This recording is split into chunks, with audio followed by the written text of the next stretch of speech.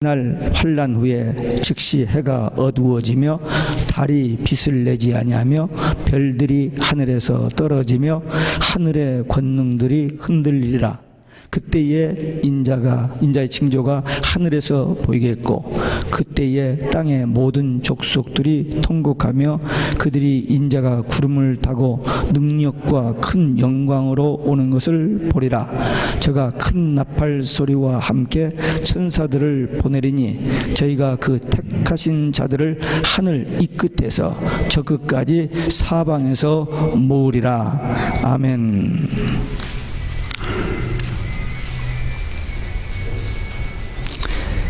할렐루야. 오직 예수 마라나타. 오늘도 하나님의 집에 나와 예배하는 여러분들에게 우리 아버지 하나님의 은혜와 평강이 넘치시길 주 예수 그리스도의 이름으로 축원합니다. 예수님께서 마태복음 24장에서 대환란의 시작 중간까지 일어날 여러 가지 종말의 징조에 대해서 말씀을 하십니다. 오늘 본문은 그 환란 후반부에 어떤 징조들이 있을 것인가에 대한 말씀하십니다. 매일매일 그 삶에 피곤하고 지친 우리들, 그리고 계속 세상에 돌아가는 그 어두운 소식들을 접한 우리들이 상당히 많이 피곤한 상태입니다. 그런데 교회에 와서도 계속 요즘 이 환란 이렇게 어려운 얘기들을 들으니까 참 여러분들이 피곤하게 느낄는지 모릅니다. 그러나 한번 상황을 생각해 봅시다. 지금 이 본문 말씀, 지금 이 마태복음 24장은 예수님의 사역 마무리 끝부분입니다.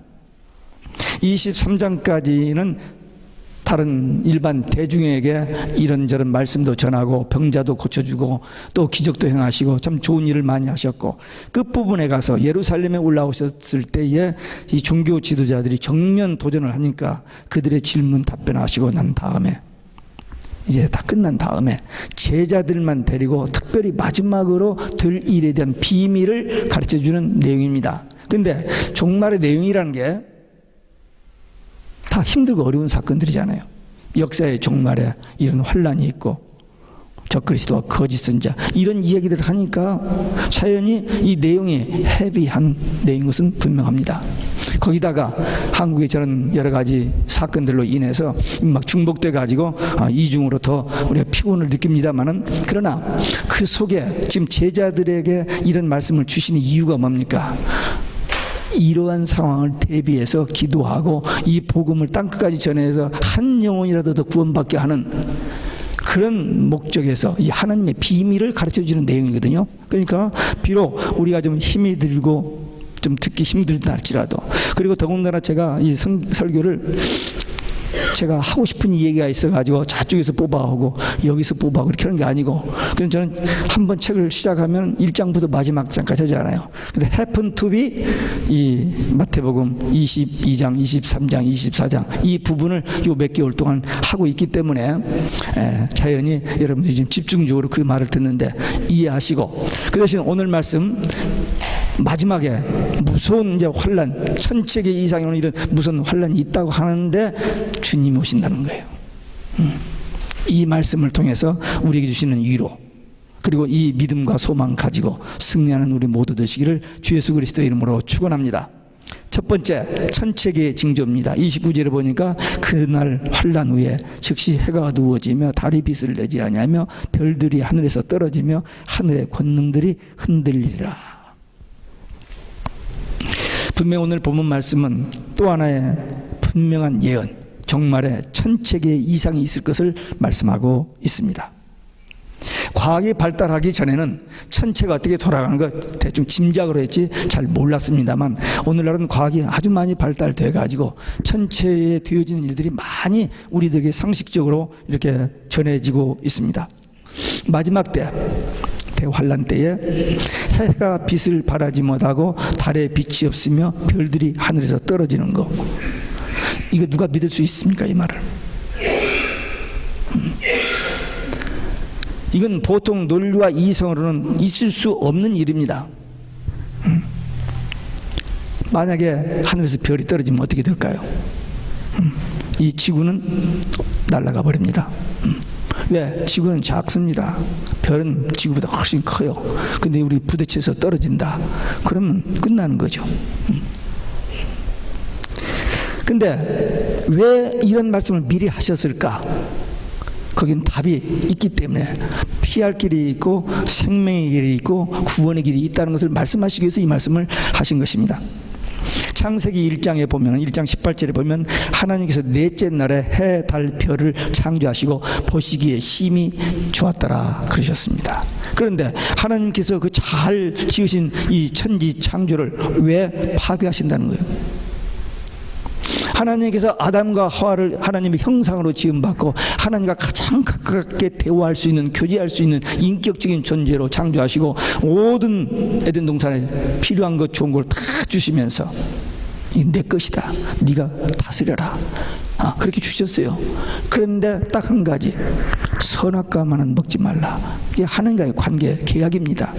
근데 그 말을 듣고 알고 있으면서도 마귀가 먹어도 된다고는 거짓말에 속아가지고 말씀을 어김으로 인해서 그 낙원을 상실해 버렸습니다. 근데 하나님은 사랑이시기 때문에 다시 인간을 구원할 길, 메시아 그리스도를 통해서 구원하실 것을 최초의 구원 언약을 창세기 3장 15절에 주셨던 거예요. 이 인간의 타락으로 인해서 점점 이 자연계도 변질되고 타락되었습니다. 그래서 주님이 재림하실 때에 이 천지 만물을 새롭게 갱신하십니다. 그래서 그 갱신하기 위한 그 과정으로 이런 일들이 다 일어날 것을 미리 말씀하십니다.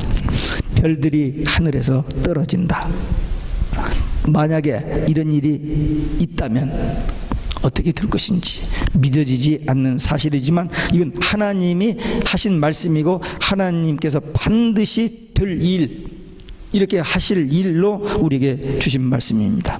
인류에게 놀라운 충격과 두려움이 드는 말씀입니다. 그러나 만물을 새롭게 하시려고 하시는 하나님의 그 뜻과 계획 속에서, 주권적인 계획 속에서 반드시 거쳐야 할 과정입니다. 그렇기 때문에 우리 믿는 성도들에게는 위로가 되는 거예요. 이런 말씀이 큰일 났다, 그게 아니고 그 과정일 뿐이고 그 다음이 중요하죠. 그래서 계시록 21장 1절에 보니까 요한이 내가 새 하늘과 새 땅을 보니 그랬어요. 지금 예수님께서 마태복음 24장에서 이제 이런 말씀을 하셨는데 한 7, 80년 후에 반모섬에서 요한이 받은 계시를 통해서 우리에게 주신 말씀은 요한이 그 새하늘과 새 땅을 보니 그랬고, 22장 5절에 보면 다시 밤이 없겠고 등불과 햇빛이 쓸데없으니 이는 주 하나님이 저희에게 비추심이라. 하나님의 영광의 광채가 너무너무 밝기 때문에 해, 달, 별의 발광체가 필요 없는 천국, 거기서 하나님과 우리가 영원히 동거한다는 것입니다. 이건 하나님의 약속의 말씀이기 때문에 반드시 성취될 일입니다. 우리는 이 부분, 환란이 있고 천체계의 이상이 있고 이 부분도 부분이지만 이 과정 후에 이루어질 에덴 동산의 회복, 낙원의 회복, 천국, 이게 우리에게 주시는 영원한 복음입니다. 그런데 우리는 이 복음을 믿기 때문에 이 과정에 대해서 그렇게 두려워할 필요가 없습니다. 왜? 그 과정에서 우리를 분명히 보호하신다고 약속하셨기 때문입니다. 하늘의 권능들이 흔들리리라. 이 말은 하늘의 운행 질서가 흔들리게 된다는 그런 말입니다. 지금까지 이 우주계는 하나님의 절대 능력으로 창조하신 세계이기 때문에 질서 있게, 조화 있게 잘 운행됐습니다. 서로 모순되거나 서로 부딪히거나 하는 일 없이 잘 됐어요. 지구는 스스로 자전하고 해 주위를 공전하면서 지금까지 잘 왔고, 그 셀 수 없는 별의 수가 얼마나 많은지 모릅니다. 셀 수가 없어요. 그 많은 별들이 다 회전하면서 움직이는데도 아무 사고 없이 지금까지 잘 되어 왔어요. 그런데 만일 이 천체계의 별 중 하나가 지구에 떨어진다면 어떻게 될까? 상상할 수 없죠. 지구는 박살이 나는 겁니다. 그런데 이 환란 부분에 이런 하늘의 운행 질서가 파괴되면서 천체에 이런 엄청난 일이 일어날 것이라고 지금 말씀하셨는데, 이게 먼 미래가 아니라 벌써 이런 징조가 일어나고 있는 것이 과학자들의 눈에 의해서 보여지기 시작합니다. 그래서 여러분들 신문이나 TV나 인터넷 이런 걸 통해서 보셨잖아요. 무슨 흑성이 뭐 지구 가까이 이렇게 스쳐 지나갔다든지 뭐 천체계에 많은 쓰레기가 있는데 그 큰 쓰레기가 하나가 아슬아슬하게 지구를 피해갔다든지 뭐 이런 기사들이 나오는 것을 보게 됩니다. 이런 일들이 성경에 예언되어 있고 분명히 이제 그런 일들이 일어날 것이라고 우리가 믿는다면은 지금 나 몰라라, 나하고는 상관없는 일이야 하고 있을 것이 아니라 이런 종말의 징조에 대해서 눈이 열리고 귀가 열리고 그리고 성경을 보면서 이런 모든 징조를 보면서 영적인 잠에서 깨어야 됩니다. 영적인 잠에서 깨어서 내가 지금 신앙생활을 하고 있는데 조용하게 은밀하게 한번, 너무 바빠서 시간이 없죠. 그래도 시간을 내서 조용히 은밀히 혼자 앉아서 과연 나는 예수 믿는 사람인가? 과연 하나님은 나의 하나님? 나는 하나님의 자녀? 나는 구원 받았는가? 정말 내 안에 하나님이 계시고 성령이 계시고 나는 오직 예수 신앙으로 천국 소망이 있는가? 주님이 오신다면 나는 천국 갈 사람인가? 이 문제 한번 생각해야 됩니다. 교회를 몇 년 다녔느냐, 교회에서 어떤 직분을 가졌느냐, 그게 중요한 게 아니고 이 성경에 기록된 예수님만 유일한 구원의 길이고 예수 믿으면 구원받고 천국 간다고 하는 이 복음이 믿어지느냐는 거죠. 그렇지 않으면, 이게 안 믿어진다면 이 교회 와서 구태여 그렇게 종교생활 할 필요 없습니다. 세상에 좋은 단체도 많고 거기 가서 엔조이할 것도 많아요. 근데 왜 교회를 다녀요? 교회를 다니는 이유는 우리 스스로 해결할 수 있는 죄 문제, 죽음의 문제, 지옥의 문제, 마귀의 권세의 문제, 이걸 해결할 길이 없는데 예수님이 이 문제를 해결했기 때문에 그 예수님의 믿음으로, 그 예수님의 이름으로 천국 가는 이 신앙, 이 믿음 때문에 우리가 신앙생활을 하는 겁니다. 그래서 과연 나는 오직 예수 신앙인가? 마지막 때 정말 너 오직 예수냐? 그럼 너 죽여. 그때도 난 오직 예수야, 죽여라 할 수 있는지, 아니면은 적당하게 그냥 눈치 보다가 영 안 되겠으면 타협해버리고 그냥 좀 오래 살고 좀 좋은 직위 세상에서 인정받고 그렇게 해버릴 것인지, 그때가 우리 앞에 옵니다. 지금 우리 앞에 많은 사람들이 평생 동안 오직 예수 하던 목회자들이 오직 예수 아니라고 변질되어 버리는 그런 시대에 살고 있어요. 근데 우리 앞에도 그런 일이 곧 올 겁니다. 곧 와요. 그래서 우리는 깨어서 누가 뭐래도 오직 예수, 그리고 예수님만이 구원의 길, 그리고 예수님만이 이 땅에서 사는 동안에 우리의 모든 인생의 문제의 해답, 이 신앙 가지고 천국 소망 가지고 사는 우리 모두 되시기를 주 예수 그리스도 이름으로 축원합니다. 두 번째, 예수님의 재림입니다. 30절에 그때 인자의 징조가 하늘에서 보이게 했고 그때 땅의 모든 족속들이 통곡하며 그들이 인자가 구름을 타고 능력과 큰 영광으로 오는 것을 보리라.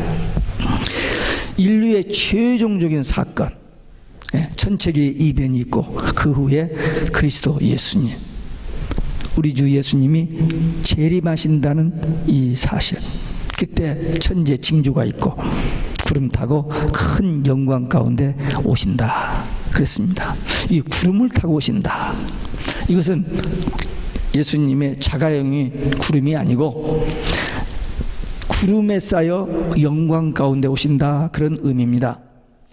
구약에서 시인의 산에서 하나님께서 이스라엘 백성들에게 언약을 주실 때에, 십계명을 주실 때 그 산에 하나님이 임재하셨는데 구름이 있었습니다. 그리고 성막을 짓고 이동할 때마다 구름으로 하나님의 임재를 그 백성들에게 시각적으로 보여주셨어요. 우리 육의 눈으로 하나님은 볼 수 없고 지금 안 보이지만 하나님이 우리와 함께 계신다는 것을 보여주셨습니다. 그리고 무엇보다도 예수님께서 십자가에 죽으셨다가 부활하신 후 승천하실 때에 사도행전 1장에 9절부터 11절에 보니까 구름에 쌓여서 예수님이 하늘로 이렇게 올라가시는 거예요. 그때 두 천사가 이스라엘 백성들아, 너희가 본 이 예수는 다시 이대로 오시리라. 너희가 가심을 본 그대로 다시 오시리라. 그래서 예수님이 다시 오실 때는 구름 타고 구름 가운데 오실 것이라, 그 예언이 성취될 것이기 때문에 그렇게 우리가 믿는 겁니다.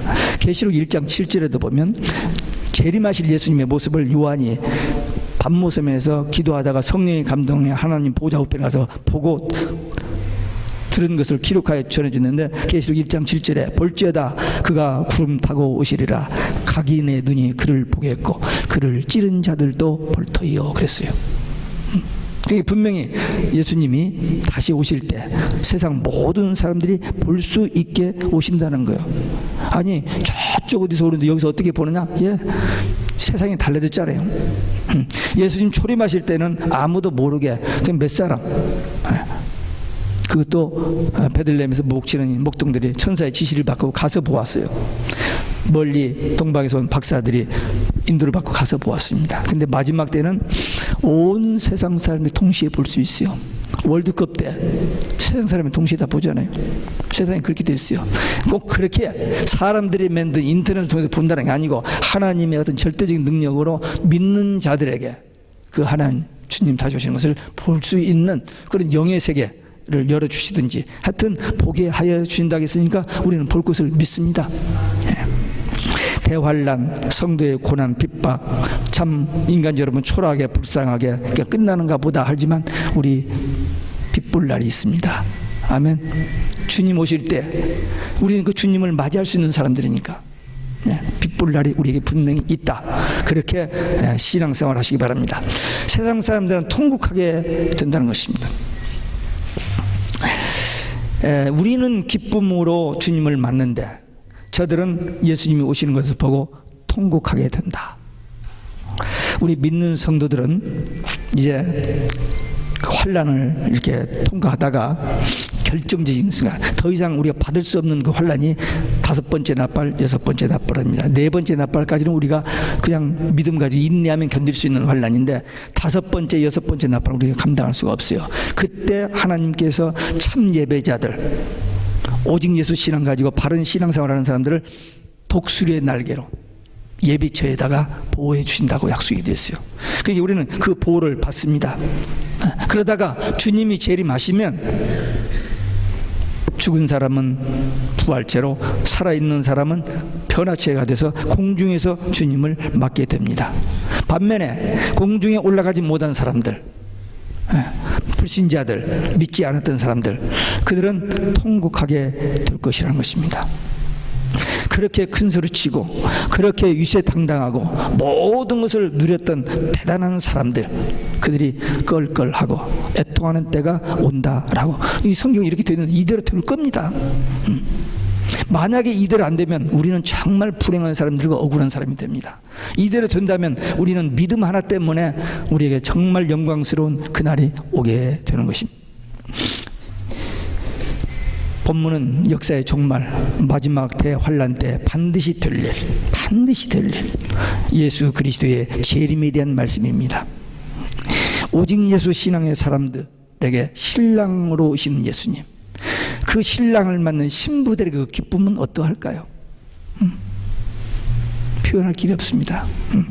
이 지구상에 사는 모든 인간들에게 물론 결혼식 때 긴장 속에서 그냥 억지로 막 되는 그 결혼식에는 참 텐션이 있지만 일반적으로 결혼식은 최고로 즐거운, 본인들뿐만 아니라 그 가족들과 그 친구들이 다 기뻐하는 축제 중의 축제입니다. 그런데 우리 믿는 성도들에게 주님이 재림하시게 되면 이런 영광스러운 축복의 날이 우리에게 온다는 것입니다. 그러니까 우리는 기뻐하고 즐거워하지만 이게 없는 사람들은, 이걸 믿지 않는 사람들은, 그때 가서 껄껄하면서 슬피 우는 사람들은 이 신앙이 없었던 사람입니다. 이게 복음의 양면이에요.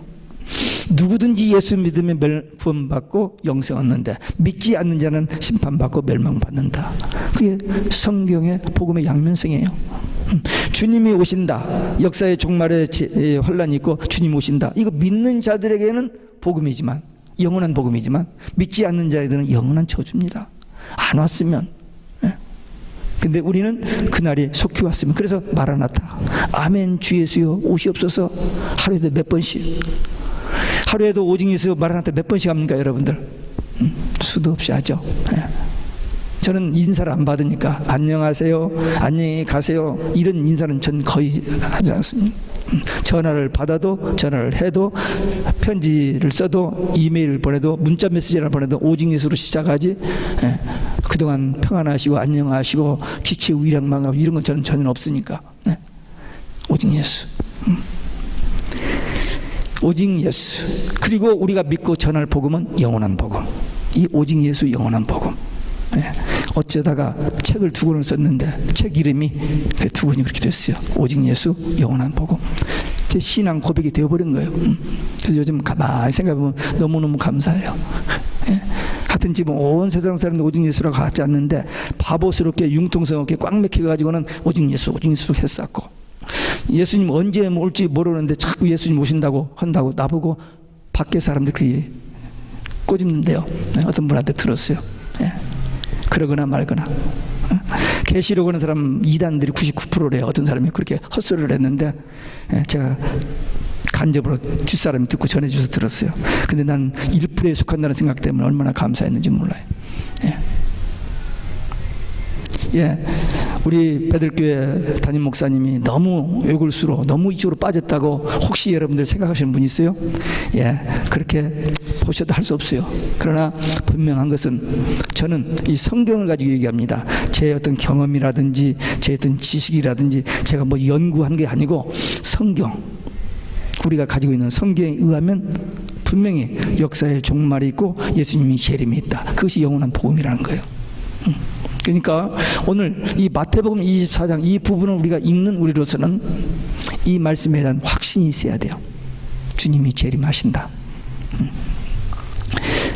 우리에게 최고로 행복한 그날이 온다. 이 신앙 가지고 끝까지 나중까지 변함없이 믿음으로 승리하는 우리 모두 되시기를 주 예수 그리스도의 이름으로 축원합니다. 끝으로 택하신 자들을 모으신다. 31절에 그가 큰 나팔 소리와 함께 천사들을 보내리니 그들이 그의 택하신 자들을 하늘 이 끝에서 저 끝까지 사방에서 모으리라. 구원받은 성도들이 주님이 오실 때에 부활체 변화체가 돼서 휴거가 됩니다. 십자가에 못 박혀 죽으시고 부활하신 예수님이 부활 승천하셔서 하나님 보좌에 앉아 계시다가 정하신 때가 되면은 재림하실 때인데 그때 이 세상을 심판하시고 먼저 택한 백성들을 모으시고 불신자들은 심판하십니다. 이게 하나님의 주권적인 섭리 가운데서 되어질 구원받은 자들, 택함 받은 자들, 하나님의 백성들에 대한 하나님의 계획입니다. 그들이 이제 하나님의 어린 양 혼인잔치에 참여하게 되는데 하객이 아니고 구경꾼이 아니고 축하객이 아니고 주인공으로 들어가게 됩니다. 다르죠? 주인공, 결혼식의 주인공, 모든 스포트라이트를 다 받고 모든 사람들이 집중해서 바라보는 그 영광스러운 자리에 우리가 들어갑니다. 그러면 그 영광스러운 어린 양 혼인잔치에 천국에 들어갈 자, 천년왕국에 들어갈 자들은 어떤 자들이냐? 오직 예수 신앙으로 끝까지 견딘 자들입니다. 24장 13절에 보면 끝까지 견디는 자가 구원을 얻는다 그랬어요. 끝까지 견디는 자. 교회를 얼마나 다니느냐가 문제가 아니고 정말 오직 예수 신앙을 가지고 끝까지 견뎠느냐. 세상 사람들이 다 오직 예수가 아니라고 하는데도 불구하고 오직 예수 하면 감옥에 들어가고 죽을지도 모르는데도 불구하고 오직 예수 신앙의 정죄를 지킨 자들이 택한 자들이고 그들이 구원받습니다. 하나님의 약속을 믿고 예수님의 약속을 믿고 끝까지 그 약속 하나 붙들고 기다리는 자, 그들이 택함 받은 자들입니다. 하나님께서 모든 인간들에게 구원의 길을 주셨습니다. 누구든지 예수 믿으면 구원받는다. 그게 모든 사람이 주신 거예요. 초청을 한 겁니다. 그런데 그리고 모든 민족에게 복음이 전파된 뒤에 끝이 오리라고 하셨잖아요. 그러니까 모든 사람들이 일단 복음을 듣고 믿고 안 믿고는 그들의 선택이고 그 복음이 전파된 뒤에 주님이 오신다고 그랬어요. 근데 그 복음이 온 세상에 다 전파됐습니다. 이 지구상에 아직도 미전도 종족에 안 들어갔다고 하는데 국가적으로 보면 다 들어갔어요. 복음이 안 들어간 나라가 없습니다. 다 들어갔어요. 그러니까 그 예언의 성취되어지고 또 이러이러한 징조들이 일어나면 인자가 문 앞에 곧 가까이 이른 줄 알라 했는데 그 징조들도 다 이루어졌고, 이제 이 말씀을 듣고 믿는 자들, 그들이 택한 받은 자들입니다. 이 어린 양 혼인잔치에 들어간다는 말을 아까 썼습니다마는 우리가 그 영광스러운 자리를 그렇게 표현한 겁니다. 가장 좋은 곳.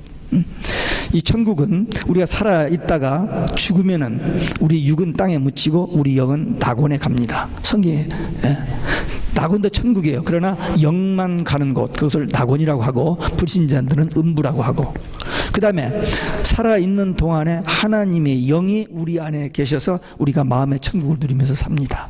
주님 모신 가정, 주님 모신 교회, 마음의 천국, 가정의 천국, 교회의 천국 되어 삽니다. 그러다가 주님이 오시면은 죽은 자는 부활체가 되고 살아있는 자는 변화체가 되어서 공중에서 주님을 맞게 됩니다.